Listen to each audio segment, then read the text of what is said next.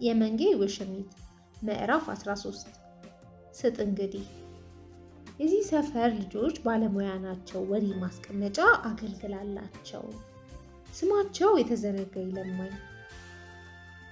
ስንሰጥ ሰብሰብ እንላለን። በተሰበሰብንበት በተለይም እየተሰጣጠን ከሆነ ሳቁባታ ይደምቅልናል። የሆነ ሰው የማይመስለንን ሀሳብ ከሰነዘረ ስጥ እንግዲህ እንለዋለን።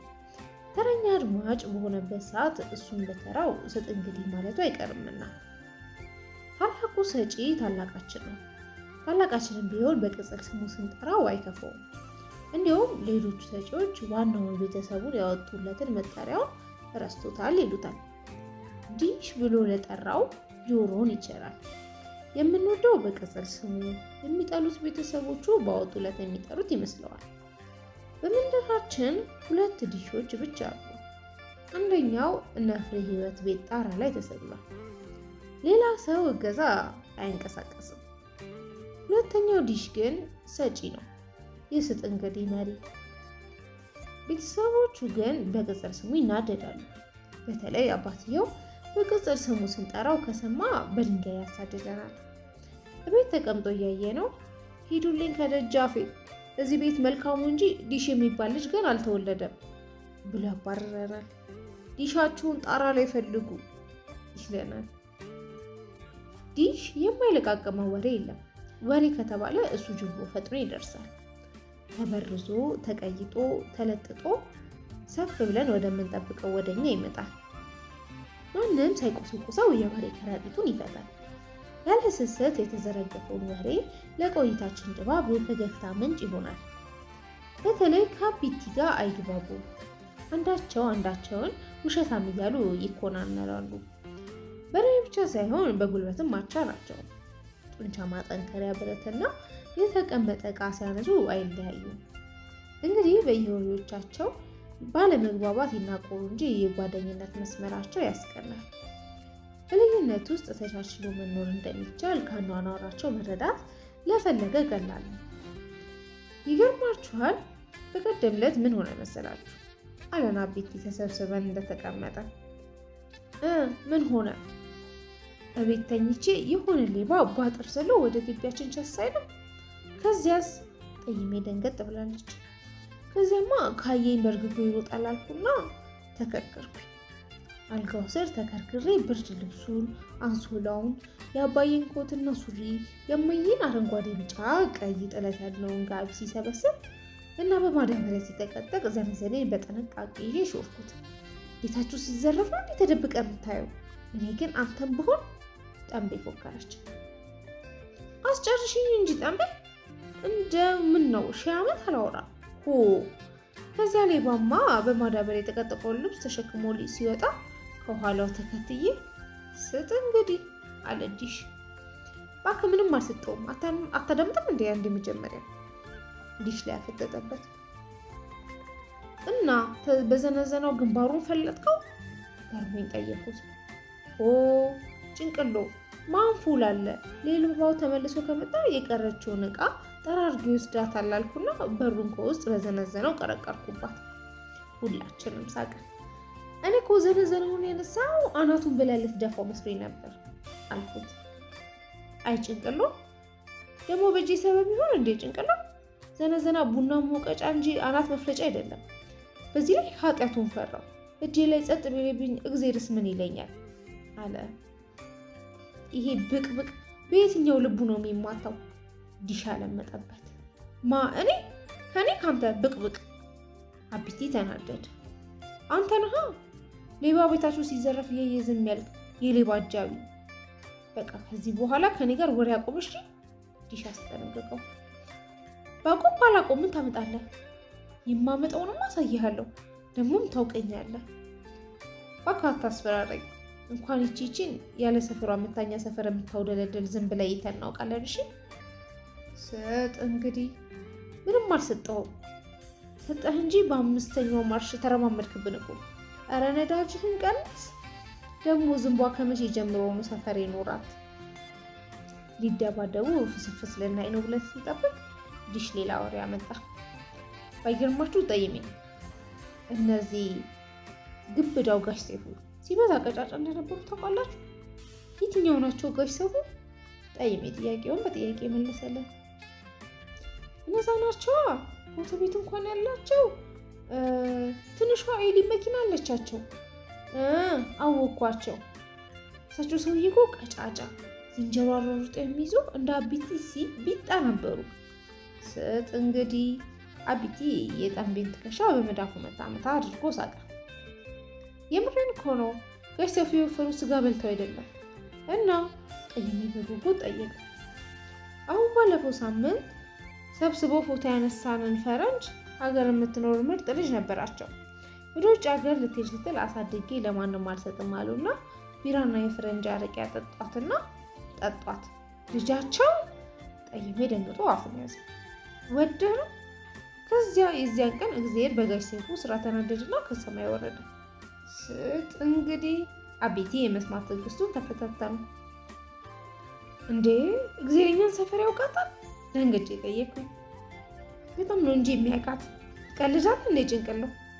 እግዚአብሔር እኮ ሙያና ማደሪያው አንደኛ አይነት የድሃ ሰፈሮች ውስጥ ነው። ድሃ ሰፈር ውስጥ ምን ያደርጋል? ድሆችን ከበሽታ ይጠብቃል። ሀብታሞችንስ ግን ማነው ከበሽታ የሚጠብቃቸው? ሐኪም ነው ጭንቅለው። ቆይ ዲሽ ከዚያ ግን እግዚአብሔር ጋሽ ሰይፉን ሲያገኛቸው ምን አላቸው? አለ ጠይሜ ዲሽን። በመጀመሪያ አንበረከካቸው። ቀጥሎ አርጩሜ ቆርጦ ልጥልጥ አደረጋቸው። ከዚያ ረገማቸው። በመጨረሻም የልጃቸውን ማህፀን አውጥቶ ቦርጫቸው ውስጥ በግድ ከተተባቸው። ከሷ ሌላ አዲስ ማህፀን ስጣትና እሳቸውን በተከረከሩበት ጥሏቸው ሄደ። ኧረ ትንታኔ አቢቴ አባባሉ ያስቅ ነበርና አሳቀ። በግሌ የተቀነባበረ ወሬ አይደለም እኮ የምነግራችሁ የሰማሁትን ነው እንጂ። እሺ ከዚያስ እግዚአብሔር ጥሏቸው ከሄደ በኋላ ምን ሆኑ? ጋሽ ሰይፉ በእግዚአብሔር ላይ ቂም ቋጠሩ። በእግዚአብሔር ላይ ቂም የሚቋጠር ደግሞ የልጃቸውን እርግዝና ሆዷቸው ውስጥ ስላስቀምጠባቸው ነው። ስጥ እንግዲህ ወሬ ወንድ ሲያደርግ ታየኝ እኮ። በአቢቲ አባባል ዲሽ ተናደደ። ስጥ እንግዲህ ትላለህ እንዴ? ይህን ታሪክ ራስ አይደል እንዴ ነገርከኝ? እንዲያውም ከፈለግ ለራሳቸው ሄጄ እንደዚህ እያለ ያስወራቦታል ብዬ እንዳላስወግርም አለና ዲሽ የወሬውን ምንጭ አቢቲ ያደረገው። አቢቲ በዲሽ ተናደደ። ያላለውን ብልሃል በመባሉ ተቆጣ። ፊት ለፊቱ ያገኘውን ትልቅ ድንጋይ አነሳ። ዲሽ በ100 ሜትር ፍጥነት ነጠላ ጫማውን ጥሎ ሮጠ። አቢቲ በሳቅ ተንከተከተ። አላልኳችሁም? ቡቅ እኮ ነው። እኔ እኮ ድንጋይ ያነሳሁት ልማታ አይደበት አይደለም። ቆይ እስቲ መንገድ ላይ እንቅልፋት ሆኖ የተጎለተ ድንጋይ ማንሳት መብት የለኝም እንዴ? አለና ድንጋዩን ወደ አጥር ጥግ ወረወረው። በአቢቲ ነገረ ስራ ተገርመን ሳቅን። ዲሽ በሮጠበት ፍጥነት ተመልሶ መጣ። የሮጠው የአቢቲን ድንጋይ ፈርቶ ሳይሆን እናቱ የጠራችው መስሎት ለማጣራት እንደሆነ ሳያፈር ነገረን። ሳቅንበት። ከአቢቲ ጋር ትንሽ በነገር ተወጋጉ። ከዝንብና ከንብ ማን ይበልጣል የሚል የመወያያ ርዕስ ተጠይሜ ቀረበ። ዝንብ ነዋ ዲሽ መለሰ። አቢቲ ክስክር ተብሎ ሳቀበት። ምን ያስቅሃል? እና ላልቅስልታለሁ ወይ አለመማር እኮ። እኔ እኮ አያቶች ብቻ ነበሩ ያልተማሩ የሚመስሉኝ። ለካ አንቺም ሀገደሉ ነሽ። በል ከዛሬ ጀምሮ ደረጃህን አውቅ። ከኔ ጋር ለመዞር ከፈለግ የፊደል ገበታ በእጅ እንዳይለኝ። ኧረ እባክህ ጅል። ስለ ዝንብና ንብ መበላለጥ ለማወቅ የግድ መማር ያስፈልጋል ያለው ማን ነው? ሼክስፒር። ውይ ብልጡ፣ በአንተ ቤት ሼክስፒር ምን እንደሆነ ማላቅ መስሎ ነው። ይሄኔ የት አባት አውቀዋለህ? አውቀዋለሁ። እሺ ካወቀው ማንነቱን ወይም ምንነቱን ንገረኝ። አልነግርህም። እውቀቴንማ በነፃ አልሰጥህም። ጠይሜ በጆሮ ስለ ሼክስፒር ማንነት ወይም ምንነት ጠየቁት። አያውቀውም። ጠይሜም ጠንቤን ያለዛሬም ይህን ስም ሰምተን እንደማናቅ ነገረችው። በርካታ ሼክ በሚል ቅድመ ቅጥያ የሚጠሩ ሰዎች ሰፈራችን ቢኖሩ ሼክስፒር የሚባል ግን ኖሮ አያውቅም። እኔ ሼክ ናስር፣ ሼክ ሐምዛ፣ ሼክ ሳላዲን፣ ሼክ ታጁዲን እኛ ሰፈር ናቸው። ሼክስፒር የት ሰፈር ይሆን? አንተ ሼክስፒር ብታውቀው ጉራ ሀረር ያቃጥላት ነበር ቡፋ አለው አቢቲ። ዝም በላቦ ምን ታካብዳለህ? ሼክስፒር ማለት መሀል መጋላ ጉዶ ላይ ትልቅ ስጋ ቤት ያለው ሶማሌ አይደል እንዴ? ስጥ እንግዲህ። ለነገሩ ስቀልድ ነው። ሼክስፒር ማለት የሚገርም ተፈጥሮ ያለውና መልኩ ደማቅ አረንጓዴ ሆኖ ጥሬው የሚበላ የዱባ አይነት ነው። አቢቲ እግሩን አንስቶ ሳቀ። እኛም ሼክስፒር ነጋዴው ይሁን ዱባው ሳንለይ ሳቀ። ኧረ ድፍረት! እንኳን ይሄ ሰውዬ አበሻ አልሆነም። አንተ እንዴት ያለኸው ደፋር ነው በአባትህ! እንዴት አቢቲ ምን ሆነ ነው? ድፍረት እውቀት አይሆንህም እኮ። ወይ ጠይቀ ነው ወይ ተማር። ኧረ እባክህ የምሬን ነው። ለመሆኑ በዝንብና በንብ መካከል ያለውን ልዩነት ገብቷል? ይቺን ማስረዳት ከቻልክ አንተ የምርም ተምራል፣ ፊደልም ቆጥረሃል አለው አቢቲ እንዲሽን በትኩረት እያየው። አቦ አታካብዳ አቢቲ። ደግሞ ዝንብ ማር ትሰጣለች፣ ንብ ደግሞ ትናደፋለች። ሁላችንም ሳቀን። ምን ያስቃችኋል እንዴ? ዝንብ ከመቼ ወዲህ ነው ማር መስጠት የጀመረችው? ምን ነካዴሽ? ዝንብ በታሪኳ ማርም ባለቤትም ኖሮ አታውቅም። ኧረ እባክህ ቀኑን ሙሉ እንደ ባህር ዛፍ ቆመ ያስተማረህ መምህር አታሰድ አልኩት። ወይ ለወሬ ስቸኩል እንዲህ ያደርገኛል። ገለባበጥኩት አይደል? ዝንብ ትናደፋለች ማርም ትሰጣለች ማለት እኮ ነው። አየኔ ነገር ዝንብ ነች ንብ። አትሰማም እንዴ አንተ ሻንጣ ራስ? ዝንብ አልኩህ እኮ። እባክህ ተደበቅ። ዝንብ አር እንጂ ማር ስትሰጣቸው ተሰምቶም አይታወቅም አልኩት። እንዴ ዲሽ የደነገጠ መሰለ። ምን ነው በጋራ ጠይቅ ነው። ዝንብ ነው እንዴ ማር ትሰጣለች ያልኩት? ታዲያ ምን አይነቱ ነኝ በእናታችሁ? ምን ማለት እኮ ነው?